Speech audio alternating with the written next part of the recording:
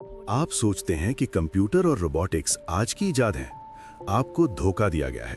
हकीकत यह है कि हमने 800 साल पहले वो टेक्नोलॉजी खोदी थी जो आज शायद हमें मार्स तक ले जाती। 1258। इस साल इंसानी तारीख का सबसे बड़ा ब्लैकआउट था। बगदाद, दुनिया का वो शहर जो उस वक्त का सिलिकॉन वैली था, जहां बैतुल हिकमा जैसा ह्यूज डेटा सेंटर मौजूद था। लोग इसे लाइब्रेरी कहते हैं, लेकिन ये लाइब्रेरी नहीं, ये दुनिया का दिमाग था। इसमें ऐसे राज थे जिन्हें आज की साइंस मैजिक कहती है। लेकिन फिर एक ही हफ्ते में ये सब कुछ मिटा दिया गया। दरियाए दजला का पानी कई दिनों तक काला बहता रहा, खून से लाल और स्याही से काला। सवाल यह है, क्या ये सिर्फ वहशत थी या ये एक प्लान्ड ऑपरेशन था किसी खास नॉलेज को खत्म करने का? आज हम उस राज से पर्दा उठाएंगे कि आखिर उस लाइब्रेरी में था क्या। अगर आप सच जानना चाहते हैं तो चैनल को सब्सक्राइब करें, क्योंकि ये कहानी किताबों में नहीं मिलती। बैतुल हिकमा में सिर्फ कुरान या हदीस नहीं थी, वहां वो फॉर्मूलाज थे जो ग्रेविटी को डिफाइन करते थे। वहां बनू मूसा ब्रदर्स की बुक ऑफ इंजीनियस डिवाइसेस रखी थी। 9th सेंचुरी में, हाँ 9th सेंचुरी में उन्होंने प्रोग्रामेबल मशीन्स बना ली थीं। आज हम जिसे रोबोट कहते हैं, वो बगदाद की गलियों में आज से 1000 साल पहले डिजाइन हो चुका था। लेकिन वो डिजाइन्स कहाँ गए? वो ब्लूप्रिंट्स किसने चुराए?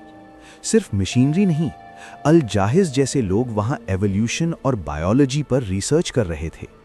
डार्विन से सदियों पहले वहां जानवरों की साइकोलॉजी पर किताबें लिखी गईं। ये वो इल्म था जो अगर आज हमारे पास होता तो शायद हम कैंसर का इलाज 500 साल पहले ढूंढ चुके होते। लेकिन एक साजिश के तहत सबसे पहले मेडिकल और साइंटिफिक सेक्शंस को आग लगाई गई। बात सिर्फ मशीनरी तक महदूद नहीं थी।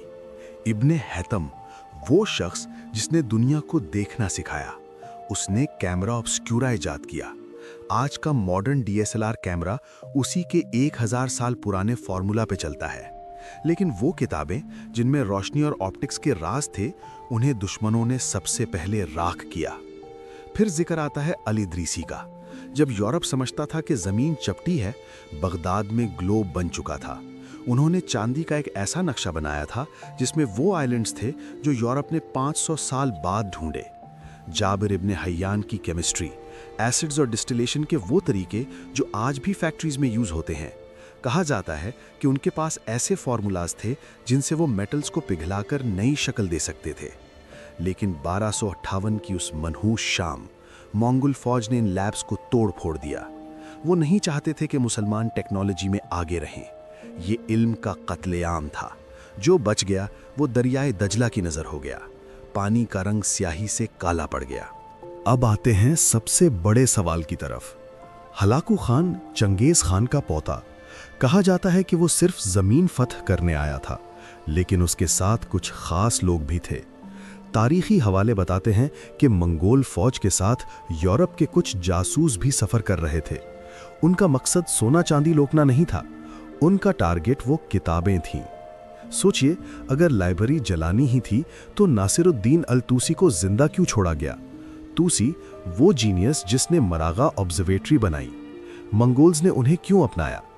इसका मतलब साफ है, जो इल्म उन्हें चाहिए था वो उन्होंने फिल्टर कर लिया, और जो इल्म वो मुसलमानों के पास नहीं छोड़ना चाहते थे उसे दरिया में बहा दिया। ये नॉलेज फिल्टरिंग थी। जो उनके काम का था वो चोरी हुआ, जो हमारी ताकत थी वो तबाह हुआ। अब सवाल ये है कि वो चोरी शुदा किताबें कहाँ गईं? रास्ता देखें। उस दौर में यूरोप डार्क एजेस में था। गलियों में कीचड़ और जहालत थी, जबकि बगदाद में सड़कों पर रोशनी होती थी और लाइब्रेरीज भरी हुई थीं। फर्क जमीन आसमान का था। लेकिन अचानक बगदाद की तबाही के कुछ अरसे बाद यूरोप के अंधेरों में रोशनी आना शुरू हुई। इटली और स्पेन के खुफिया तहखानों में चोरी शुदा अरबिक किताबें खुलने लगीं। ट्रांसलेशन का काम तेजी से शुरू हुआ। अरबिक से लैटिन में इल्म मुंतकिल होने लगा। लेकिन एक शर्त थी, मुसलमान मुअल्लिफ का नाम मिटा दिया जाए ताकि चोरी पकड़ी न जाए। ये तारीख की सबसे बड़ी इंटेलेक्चुअल डिसऑनेस्टी थी। रॉजर बेकन, जिसे यूरोप में साइंटिफिक मेथड का बानी कहते हैं, उसकी किताबों में हूबहू वही डायग्राम्स हैं जो इब्ने हैसम ने 200 साल पहले बनाई थीं। क्या ये इत्तेफाक हो सकता है, या ये वही चोरी शुदा माल था जो बगदाद से लाया गया? फिर जिक्र आता है अलजबरा का। الخوارزمی کا دیا ہوا تحفہ جس نے حساب کتاب بدل دیا۔ فائبوناچی، جسے یورپ کا بڑا میتھمیٹیشین مانا جاتا ہے، وہ خود الجیریا میں پڑھا تھا۔ اس نے وہاں سے مسلمانوں کے ہندسہ سیکھے اور یورپ جا کر اپنے نام سے پھیلا دیے۔ ہمارا صفر یعنی زیرو، جو آج کمپیوٹر کی بنیاد ہے، وہ بھی وہاں سے کاپی کیا گیا۔ بغداد کی راکھ ابھی ٹھنڈی بھی نہیں ہوئی تھی کہ یورپ میں یونیورسٹیز بننا شروع ہو گئیں۔ ان یونیورسٹیز کی لائبریریز میں رکھی کتابیں ظاہر میں لیٹن تھیں، مگر ان کی روح عربک تھی۔ ہم سمجھتے رہے کہ ہم تباہ ہو گئے، لیکن حقیقت یہ تھی کہ ہماری ٹیکنالوجی شفٹ ہو چکی تھی۔ یہ کوئی کانسپیریسی تھیوری نہیں، یہ ٹرانسفر آف ٹیکنالوجی کا ایک خونی طریقہ تھا۔ اور اس سب میں ہمارے اپنے کچھ غداروں کا بھی ہاتھ تھا، جنہوں نے دروازے کھولے۔ ان کی لالچ نے صرف شہر نہیں چلایا، بلکہ پوری مسلم سویلائزیشن کو 500 سال پیچھے دھکیل دیا۔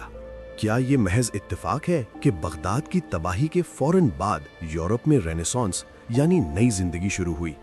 کوپرنیکس، جسے آج ماڈرن اسٹرانومی کا باپ کہا جاتا ہے کہ اس نے پہلی بار بتایا کہ زمین سورج کے گرد گھومتی ہے۔ لیکن ذرا یہ دیکھیں، یہ کوپرنیکس کا ماڈل ہے اور یہ ابن شاطر کا ماڈل۔ صرف شکل نہیں بلکہ میتھمیٹیکل ویریبلز تک سیم ہیں۔ یہ کاپی پیسٹ تھا۔ کوپرنیکس نے کبھی ابن شاطر کا ذکر نہیں کیا۔ یہ ہے وہ انٹلیکچوئل ڈس آنیسٹی۔ پھر آتی ہے میڈیسن۔ یورپ کی یونیورسٹیز میں 600 سال تک ابن سینا کی القالون پڑھائی گئی، مگر نام بدل کر ایویسینا کر دیا گیا۔ ولیم ہاروی سے صدیوں پہلے ابن نفیس نے بتا دیا تھا کہ خون جسم میں کیسے گھومتا ہے، لیکن کریڈٹ کیسے ملا؟ یورپ کو، کیونکہ اصلی ڈاکیومنٹس دیواروں میں چنوا دیے گئے تھے۔ اب بات کرتے ہیں سمندروں کی۔ واسکو ڈا گاما، جس نے انڈیا کا راستہ ڈھونڈا، اس کے پاس کوئی جادو نہیں تھا۔ اس کا نیویگیٹر ایک مسلمان تھا، احمد ابن ماجد، جسے شیر سمندر کہتے تھے۔